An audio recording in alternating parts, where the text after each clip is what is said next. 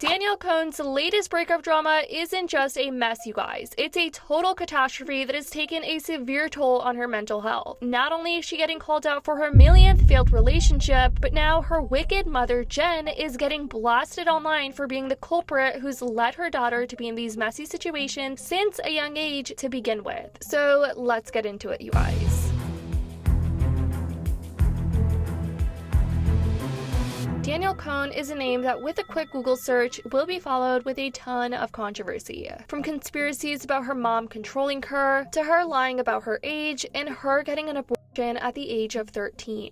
For those of you who haven't heard of her before, she basically blew up on Musical.ly before the app was rebranded as TikTok, and she has managed to build a massive following since. Though her popularity has decreased dramatically over the last year, she has managed to garner millions of views anytime she gets in a relationship. Danielle's been famous on the internet for years now, and everything she does gets major attention, but more specifically, anytime she gets in a new relationship. In the past, most of her relationships would end up in some disastrous internet drama and would leave her to moments like this where she's crying on social media. In April 2023, she posted her first TikTok with her new partner named Brandon. And towards the end of last year, Danielle announced that this time she was engaged, a step she had never gone far with any of her past relationships. So people thought this relationship was a bit more serious. Little did the internet know they'd be breaking things off a couple of months after this TikTok was posted. Does this cycle sound familiar, you guys? Honestly, it's sad that she has to keep going through this, and I feel like her mom has to play a big role in this behind the scenes. Last year, when Danielle announced her engagement and was pumping out an incessant amount of content with this new boyfriend, Brandon, you had tons of people discussing the implications of this ongoing situation with Danielle Cohn, where people believe the poor girl is being exploited by her mother, all putting her mental health and personal well-being at stake. I mean, she just posted how she's having to heal for the millionth time after another failed relationship. At the time of her announcing her engagement, you had people on Reddit discussing their concerns. I know she's not a YouTube blogger family, but I'm just wondering how her mother never got in trouble from the authorities. She had her minor daughter hooking up and basically pimping her out, adding 2 years to her age so she could F older guys at the age of 11. She's apparently 16 now, even though they claim she's 18. She basically has an OF and has been posting provocative photos online since the beginning of her career, age of 11. She's known on the internet for being like that, and they know full well that old men gravitate towards her. Seems like everyone has stopped talking about it, and when she's actually 18, I feel like all of this will be forgotten about and her mom will have gotten away with it. Danielle Cohn is a tragic story. I hope she finds healing. I remember when Google took her birth year and age off of everything because no one actually knew how old she was. This comment summed the whole situation perfectly, bringing up the role of her evil mom, Jen, into the picture, which, for those of you who don't know about the backstory of Jen, there are tons of videos made about her, but people basically believe she has a long history of pimping out her daughter through inappropriate content for money. I feel so sad for her. She's like another Courtney's Dodden. They both deserve to be teenagers pushed into being famous by gross pimp moms and taken advantage of by grown men. Now, like I said, Danielle announced she got engaged last year, and right off the bat, people were concerned for how young she was to be in a position like this, being like, isn't she only 17, given her dad had exposed her birth certificate a few years ago, trying to keep his daughter safe from online dangers, and hint that her and her mom were lying about Danny's age. Yeah, people didn't forget about that. I'm Danielle Cohn's father. I'm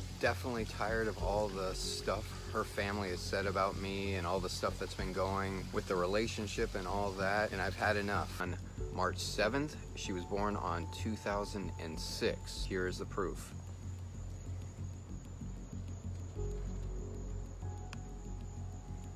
Once again, this is the true birth certificate.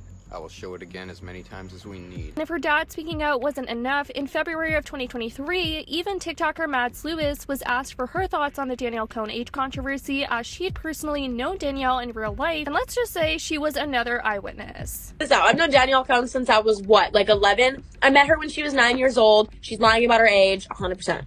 Oh my God. We were in New York and she turns and she looks at, we were on live and she looks at her mom and to see what age and like class she's supposed to be in. And she was like, I'm in 7th. No, I'm in 6th. I'm in 6th. I was like, oh, boom, done. And I met her at a certain age and then she just jumped 2 ages. And I was like, oh, this is nuts. Fast forward last month, Danielle has announced her and her most recent boyfriend, Brandon's, engagement is off and reveals that she's the one who ended things. And again, does this cycle ring a bell, you guys? Because boy am I getting flashbacks to Mikey Tua, Ethan Fair, Mason. Now, if you were to ask me personally, I can't help but think this whole boyfriend play is nothing but for content and could all just be her mom's plan to maintain her daughter's social media presence. I just feel like at this point, given the amount of cycles she's been through where she's presented a new boyfriend to her followers on social media, then goes on to make content with them for almost a year only to end up announcing she's broken up with them at the very end. It's just a constant repetitive cycle and people aren't turning a blind eye to it. I feel like her mom damages everything for her. I think she just doesn't like the idea of being alone, considering the fact that her mother was allowing her to post weird stuff at a young age. She probably never felt that support from a parent. She just really needs to focus on herself for a long time. It's not good for her mental health to be in failed relationships back to back, and I second this. She has not been single since she was 12. She needs a life with just herself, without her mom to flourish and find herself instead of trying to mend what her mom broke to be healed with relationships. So she starts off the video talking about how much the assumptions have been bothering her. Hi guys, so I wanted to come on here and talk about something real quick before it gets a little too out of hand. So I had posted a video and I was clearly really upset in it and it caused a lot of comments and I ended up responding back to one because I was kind of getting a little aggravated with all of the comments, just assuming that they knew what was happening. And I had mentioned that yes, I ended it, whatever.